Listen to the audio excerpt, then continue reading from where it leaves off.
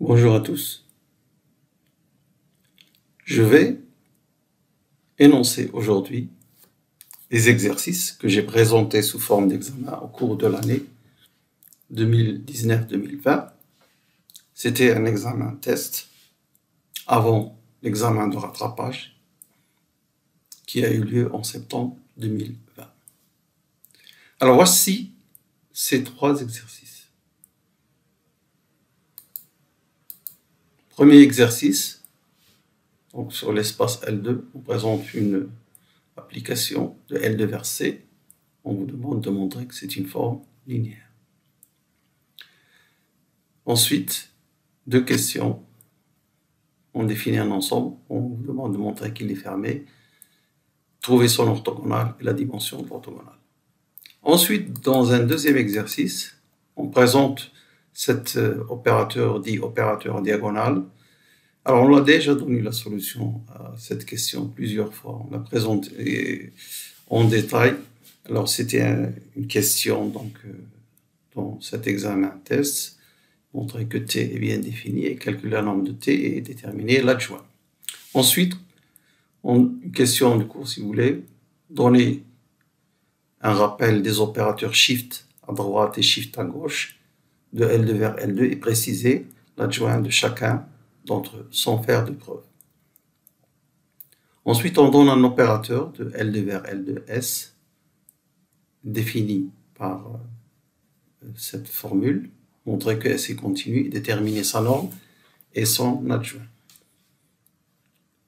En dernier lieu,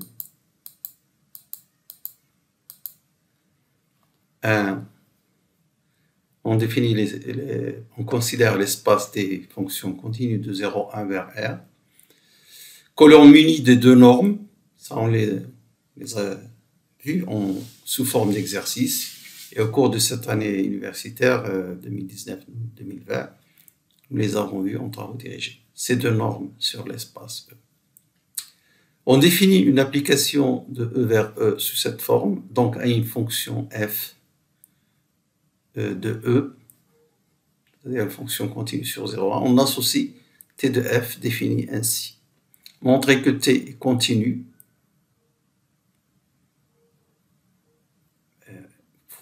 Faudra d'abord...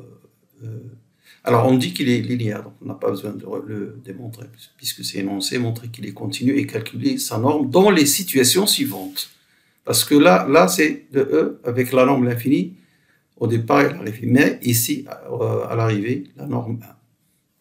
Et enfin, une question facultative, trouver l'image de cet opérateur T. L'image est indépendante des normes, évidemment, avant de montrer que T est injectif. Voilà donc, c'est les questions qui sont proposées dans cet examen test. Donc, je vais faire défiler l'écran pour voir ces exercices une deuxième fois. Voilà l'exercice 2. Et l'exercice 1.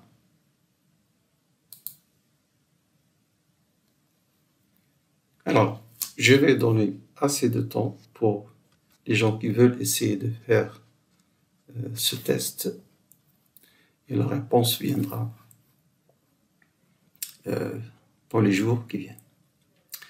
Merci de votre attention. Au revoir.